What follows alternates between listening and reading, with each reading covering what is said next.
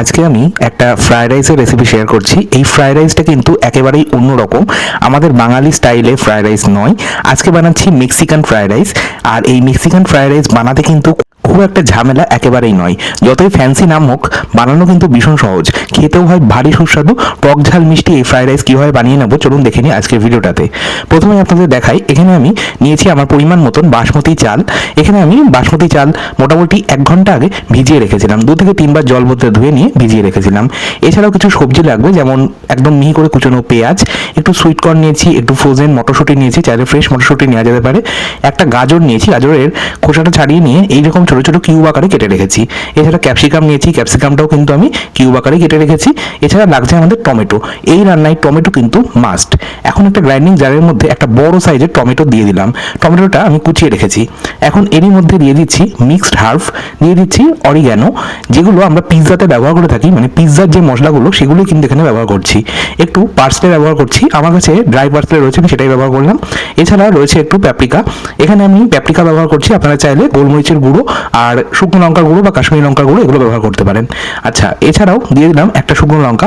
এই রান্নাটা একটু যেহেতু স্পাইসি হয় বা ঝাল ঝাল হয়, সেই জন্য আমি শুকনো লঙ্কা ব্যবহার করছি। এছাড়াও দিয়ে দিলাম টমেটো কেচাপ 1 চামচ। এবার এটা একটা মিহি পেস্ট বানিয়ে নিলাম। চলে যাচ্ছি মূল রান্নায়। আমি হাঁড়ি বসিয়ে দিচ্ছি, হাঁড়ির মধ্যে জল রয়েছে। এবার জলটাকে ভালো মতো গরম করে নিলাম। জল ভালো মতো গরম হলে 2 চামচ নুন দিচ্ছি। এখানে জলটা এমনভাবে দিতে হবে যাতে ভাতটা খুব সুন্দরভাবে সেদ্ধ হয় আর একদম ঝরঝরে হয়, সেই জন্য জলটা কিন্তু একটু বেশি পরিমাণে দিতে হবে। আর নুন দিলাম, নুনটা একটু বেশি পরিমাণে দিলে ভালো হবে, তাহলে কিন্তু ভাতের মধ্যে নুনটা ভালো মতো ঢুকে যাবে। আচ্ছা, এছাড়াও দিলাম 2 চামচ ভিনিগার। ভিনিগার দিলে ভাতের রঙটা একদম সুন্দর সাদা ধবধবে হবে। 1 চামচ তেল দিলাম, এখানে রিফাইন্ড অয়েল দিচ্ছি। তেল যদি দেওয়া হয় তাহলে কিন্তু আমাদের ভাতটা একদম ঝরঝরে হবে। এবার জল ভালো মতো গরম হয়ে যাওয়ার পর আগে থেকে ভিজিয়ে রাখা, জল ঝরিয়ে রাখা বাসমতি চাল দিয়ে দিলাম। এবার আমি এটা মোটামুটি 7 থেকে 8 মিনিট বা 10 মিনিট মতন রান্না করে নেবো। একটু যদি ফুটিয়ে নেওয়া হয় তাহলে ভাতটা আমাদের 80% কুক হয়ে যাবে। দেখুন, ভাত কিন্তু আমার প্রায় হয়েই এসেছে, তবে একদম সম্পূর্ণ নরম হয়ে যায়নি।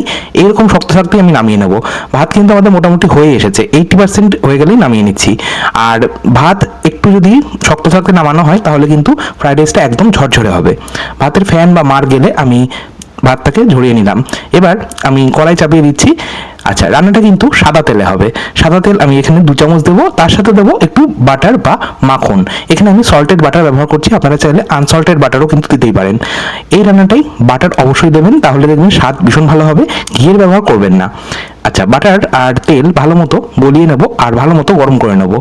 ভালো মতো গরম হয়ে যাওয়ার পর ফোড়নে দেবো রসুন। এখানে আমি মোটামুটি 7 থেকে 8 কোয়া রসুন একদম মিহি করে কুচিয়ে রেখেছি, সেটাই দিয়ে দিলাম। রসুন যদি বাটারের উপর এইভাবে দেওয়া হয় ফোড়ন হিসেবে, তাহলে কিন্তু একটা অসম্ভব সুন্দর গন্ধ বেরোয়। রসুনটা একটু ভাজা ভাজা হলে, 30 থেকে 35 সেকেন্ড ভাজা ভাজা হলে, প্রথমে দিয়ে দিচ্ছি গাজর আর কুচিয়ে রাখা পেঁয়াজ। পেঁয়াজ আর গাজর যেহেতু নরম হতে বা সেদ্ধ হতে সময়টা একটু বেশি লাগে, সেই জন্য আমি এই দুটো প্রথমে দিলাম। দিয়ে এবার গ্যাসের ফ্লেম মিডিয়াম হাই রেখে নাড়াচাড়া করে ভাজতে থাকবো। এই রান্নাটা কিন্তু পুরোটাই মিডিয়াম হাই ফ্লেমে হবে। আচ্ছা, এবার মিনিট 2-3 মিনিট একটু ভেজে নেওয়ার পর গাজর আর পেঁয়াজটা নরম হয়ে গেলে আমি দিয়ে দিলাম আগে থেকেই যে আমি ক্যাপসিকাম, এছাড়াও যে ফ্রোজেন মটরশুঁটি আর সুইট কর্ন ছিল সেটা সম্পূর্ণটাই দিয়ে দিলাম। আচ্ছা, এবার আমি এর মধ্যে যে মশলার পেস্টটা বানিয়েছিলাম সেটা দিয়ে দিলাম। তার সাথে দিয়ে দিচ্ছি নুন। এখানে নুনটা স্বাদ মতো দিতে হবে, আমি 1 চামচ নুন ব্যবহার করলাম। আর দিচ্ছি এই রান্নার প্রধান উপকরণ, ভাজা জিরের গুঁড়ো।